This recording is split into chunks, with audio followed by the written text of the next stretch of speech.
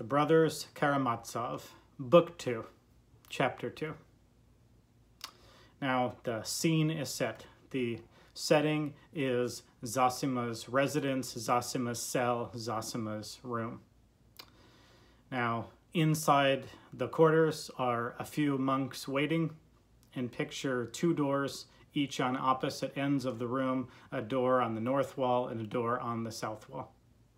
Through the north wall door walk, of course, Musov, Karamazov, Fyodor, and Ivan. You might have forgotten that Ivan's there because he hasn't done or said anything in the first chapter. Karamazov is mostly silent as well. Fyodor has done almost all the talking, and Musov has done all the reacting to Fyodor's talking.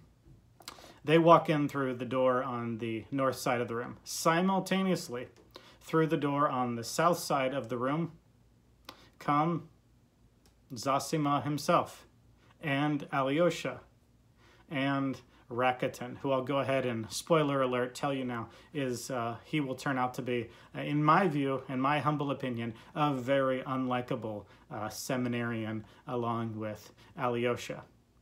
And so all these characters come in and meet and converge in the room that was already populated by a few monks. Now, before we get to the unfolding of how this meeting begins and progresses, first the author takes some note of the setting. And so, of course, whatever Zosima's cell is decorated with, is armed with, is indicative of who he is as a character. And so it's no surprise for this religious figure, for this holy man, that his cell is sparse. He's not tied down with material pleasures or comfort. He only has what he needs. And besides having only necessities, even the necessities aren't up to date or nice or plush or modern. They are sparse, and they are also very Salvation Army, very Goodwill type of furniture. Indicative, of course, that Zosima is not tied to any material pleasures of this world. So as both parties walk in from opposite sides of the room, the monks already in the room, the monks arise and treat Zosima with great respect and deference, and every culture has symbols of respect and deference. In some cultures, everyone stands when the father returns home from a business trip, or there's all sorts of ways to sort of symbolize respect in a culture. And the way, evidently, in this monastery is two ways, bowing and kissing. And the narrator points out that this doesn't seem perfunctory. This doesn't seem like a religious, empty ritual, a duty. Rather, it seems like the monks in the monastery really do this because they actually esteem and actually honor Zosima. And so when he walks in the room, they want to bow and they want to kiss. And so this chapter is going to begin with a kiss, and it's going to end with a kiss. And both the beginning and ending kisses are not only sort of a nice sandwich for this chapter, they're also going to foreshadow a grand gesture that is going to occur even in this book too. So the monks bow and kiss at Zosima's presence. The narrator, as I have just said, points out that this bowing and this kissing seems to come from an honest, truthful place, as the narrator sees it. But the narrator has access to the mind of Musov, and Musov is looking at the exact same ritual, but he's interpreting it differently. So Musov is naturally an unbeliever. He's an academic. He's a skeptic. He's a cultured, non-Christian man. And so he looks at a religious ritual, and not coming from the place of faith, he interprets that ritual in the exact opposite way that our narrator will interpret it. So it's a kiss, and through the eyes of the narrator, it is a beautiful gesture of loving Christian affection, and through the eyes of Musov, it is sick, and he looks at it as annoying and too much deference to this man Zosima. Not only is the not only are the monks overly deferential to Zosima in the eyes of Musov, also in the eyes of Musov, Zosima is annoying. He looks at him, and the narrator describes Zosima's appearance. He's an old man. He has weak legs. He has gray hair. He's got a beard that comes to a point. He's got a beak. He looks like a bird.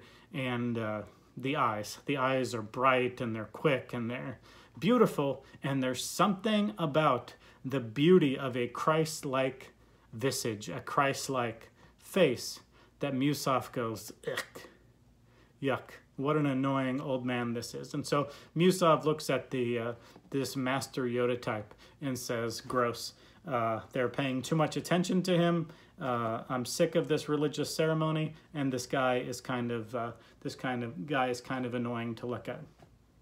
Now, Fyodor had quite a cringe fest in the first chapter of book two, but now Fyodor has really warmed up. And he's going to take the cringe factor all the way up to 10 here. And he's going to say 8 things that are absolutely terrible. So, number 1 out of 8, Fyodor immediately addresses the elephant in the room and says, "Look, I'm a guy who's always on time. I have no idea where Dmitri is. I don't know where Dmitri could be. I just told him yesterday we were meeting. I told him about the appointment, and he's not here. I'm always on time." And so that's cringe number 1. Cringe number 2, he says, "You know what? I am playing the fool, but you know what? I know I'm being cringeworthy on purpose. I know that everything I say makes people wince, but you know what? I do it on purpose. It's for other people I do it. I play the fool on purpose because it's so important to be agreeable. And if it can kind of grease the skids of the conversation, if it can kind of put WD-40 on the hinges and make everything just work and swing a little bit better, I play the fool on purpose." Cringeworthy thing number 3. He tells a story illustrating number 2, how he always has been this kind of person, and he tells the story about the time he met an official, and the official had a name. Then the name was similar to the name of an orchestra conductor in his town called Napravnik. And as he's talking to this official, his mind does this thing where he says, "Not only does your name sound like this orchestra conductor, the thing that I need you to do in your official capacity is kind of like be a circus master, an orchestra conductor, where you've got all these different things going on at once and you sort of have to coordinate them all." So Fyodor calls this man Napravnik, even though that's not his name. And of course, the man, not knowing Fyodor and his buffoonery and his foolishness, has no idea what this fool is talking about, calling him by another name. And of course, it's offensive, because when someone walks up to you and is overly familiar with you and keeps joking about your name, and you are an important man and in some official position, you just assume the person is either crazy or making fun of you, or rightly you assume that they're a buffoon or a fool. So in order to illustrate the second cringeworthy thing, he says, he gives this story of a time past where he's always been like this, where he calls somebody Napravnik, that was never their name. And what could be worse than that, calling a government official by something other than their given name? Well, this next story, cringeworthy thing number 4, he once told a husband that his wife was a ticklish woman. And he says, what I meant was her personality in a good way was ticklish. But of course, how is any husband going to take the fact that you say that their wife is ticklish? They're going to take it literally. And so he plays the fool because he says the wrong word. And the only question that remains is, could anyone be that bad at communicating, or do you intentionally create these situations? Cringeworthy thing number 5 is now he realizes that Zosima and these other saints here, Alyosha, all these monks gathered, even Musov, that his act is getting tired. It's not working. That he's not reading the room, that he hasn't taken the temperature of the room, that it's just really embarrassing and really wince-worthy all these cringy things that he's saying. And so he's saying, so he comes up with cringy thing number 5, and he says, boy, I feel like Diderot. And so he comes up with this story that we later learn, because Fyodor is so full of lies and falsehood, he comes up with this story that's not even true. So not only is he not like Diderot, the original Diderot story isn't even true. So the Diderot story is an atheist who walks in the presence of a religious man, and so Fyodor is saying, that's kind of how I feel like right now. I'm this dirty man, and I'm now in the presence of a great saint. And Diderot walked in and said, I'm an atheist, there is no God. And this religious personage says, well, only a fool would say there is no God. Of course, quoting the Holy Scriptures, the fool has said in his heart, there is no God.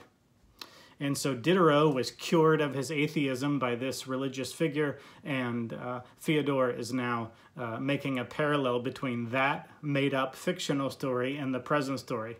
But in order to make it extra cringy, Fyodor puts himself above Diderot and says, well, I'm no atheist. I actually believe in God. And so 5 cringy comments all in a row.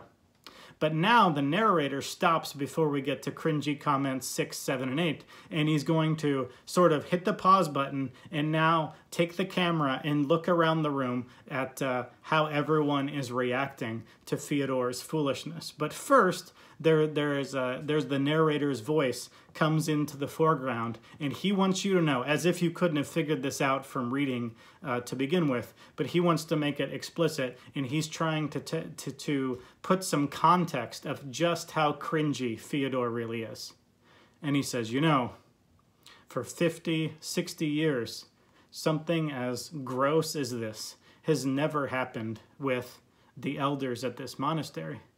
In fact, people think it the highest of honor to even be granted a meeting with a monk like Zosima. And many people, even of a high social rank, even of high social status, will kneel the entire time in reverence because of Zosima's wisdom. So to walk in, kind of like an Oval Office, or to go to the Vatican, and you're burping and you're farting and you're making crude junior high boy sex jokes.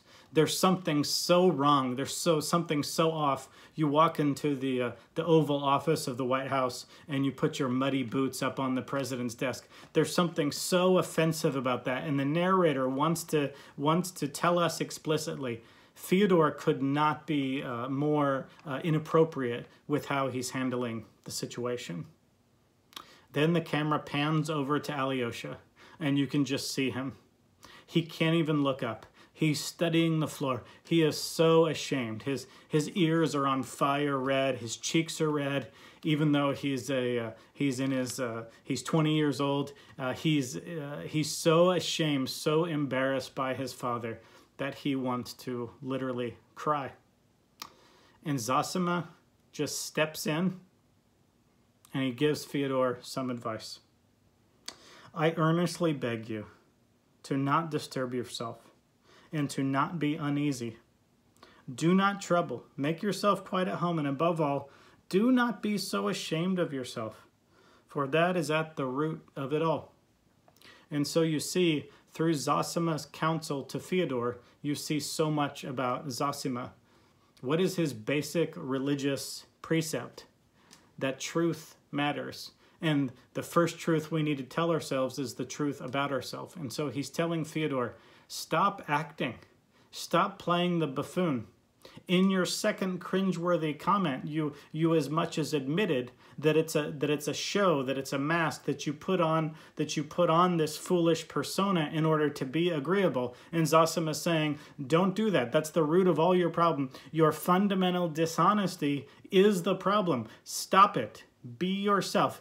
Be who you are. You're not going to have any understanding about you, about God, and about this world unless there is first a fundamental honesty about yourself. And he says, be yourself. So here we are. The narrator has said, this is inappropriate. Alyosha has looked down at the ground and said, I am beyond ashamed, embarrassed by this. And Zosima is so, by contrast comfortable in his skin, comfortable in his self, that even Fyodor's extreme, embarrassing, cringy behavior hasn't set him back. He takes no personal offense. He's not offended that I forgot to mention this, that only the monks did the bowing and the kissing and received Zosima's blessing. This doesn't offend Zosima on any personal level, that Fyodor and Ivan and Pyotr and Kalganov, that none of them felt that they needed Zosima's blessing as they entered the room. None of this matters to Zosima. All he wants from Fyodor is to deal in truth, to deal with what is, to deal with reality. And we saw in the last chapter that Musov, in the light of Fyodor's cringy personality, all he can do is fume and get mad. And so the pause button is hit here, and we sort of have the camera pan around the room and see everyone's different reaction to Fyodor's foolishness. And Zosima, sort of the prototypical perfect Christian saint, responds to Fyodor's foolishness with what?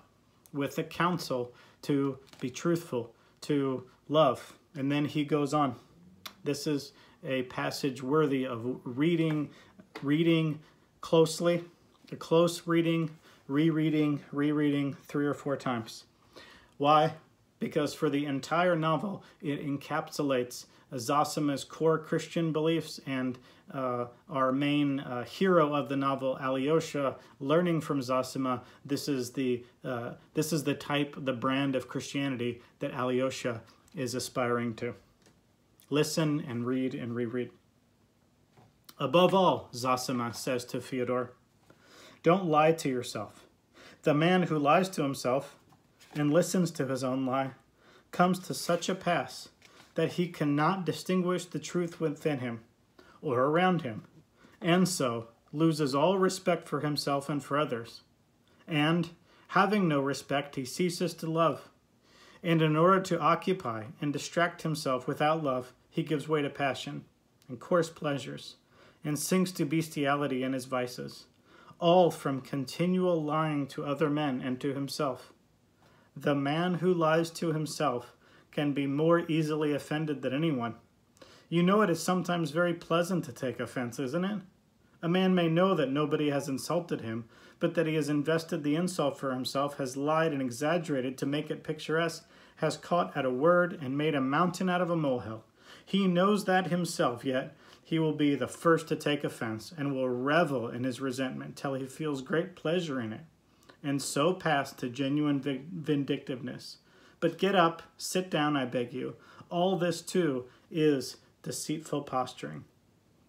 And what that cutting, psychological, spiritual, relational analysis, what is Fyodor's response to it? Blessed man, give me your hand to kiss. So Fyodor had refused the kiss. Pyotr had looked down on the kiss. Ivan had been respectful, but he had refused to kiss. And now that Zosima has Fyodor completely figured out after just a few minutes of knowing the man, what does Fyodor want to do? Now he wants to kiss Zosima's hand. But it's not a true character change, because Fyodor has more foolish, wincing, embarrassing things to say. As soon as he attempts to kiss Zosima's hand and understands that Zosima has him completely figured out, he says one of the most embarrassing things that you could possibly say. He says, blessed be the womb and blessed be the breast that bore thee, that suckled thee, that gave you such wisdom, and especially the breast. Blessed be the breast. And so obviously Fyodor did not take the counsel to, number one, be honest with yourself and have that honesty lead to love. Instead, he's just going to go on with his buffoonery. He's going to ignore Zosima's wisdom, that a lack of truthfulness with oneself eventually leads to a life of selfish, unloving depravity. Fyodor is really just illustrating how truthful Zosima's words are, because Fyodor just goes right on past them. So cringy thing number 6, he says, "Blessed be the womb and blessed be the breast that bore you, Zosima, because you are such a wise man." Then he goes on, and when he can't think of anything more foolish to say, cringy thing number 7, he asks Zosima if the story of a saint being decapitated and then staying alive and walking over and getting his head, he's saying, "Is that a true story? Because it's an amazing true story. And even Pyotr, he told me that story." Then finally, 8, he tries to kiss Zosima again. So the book begins with the chapter begins with a genuine, heartfelt religious kiss, and now the chapter ends with a facade, a play acting, and overall foolish kiss that Fyodor desires. And so what does the Christian ideal Zosima do? Well, he's going to practice what he preaches. He's told Fyodor, above all, don't lie to yourself. He's put his finger exactly on the heart of the issue by saying, this is all posturing, this is all posing, this is all play acting. And if Zosima continues to entertain Fyodor and just go around and around in circles, talking all this madness, talking all this foolishness, what would Zosima be doing? He would be just like Fyodor. And so really the only thing you can do in a situation like that is to walk away from it. So Zosima is nobody's fool. And so he turns and leaves. And the next chapter will provide the sharpest of contrast as Zosima speaks compassionately, warmly, personally to grieving people, will be such a contrast to Fyodor's 8 cringy moments, where he says he's always on time, number 1, says how agreeable he is by playing the fool, number 2, changes the man's name to Napravnik to kid him, number 3, tells the man that his wife is ticklish, number 4, compares himself to the atheist turned believer Diderot, but as he does that, calls himself better than Diderot because he was never an atheist, number 5. And then after we see everyone's reaction around Fyodor's foolishness, he says, number 6, blessed be the wombs and breast that bore and nurtured you, Zosima. Number 7, he asks if the decapitation story in the lives of the saints is true. And finally, number 8, foolish, cringy, embarrassing thing he does. He now seeks a kiss from Zosima. And so Zosima, seeing those 8 foolish gestures by Fyodor, has nothing left to do, nothing he can do, and then go outside to the women waiting for him and be the exact diametrical opposite to Fyodor's foolishness is Zosima's wisdom and loving, truthful Christian compassion in the next chapter.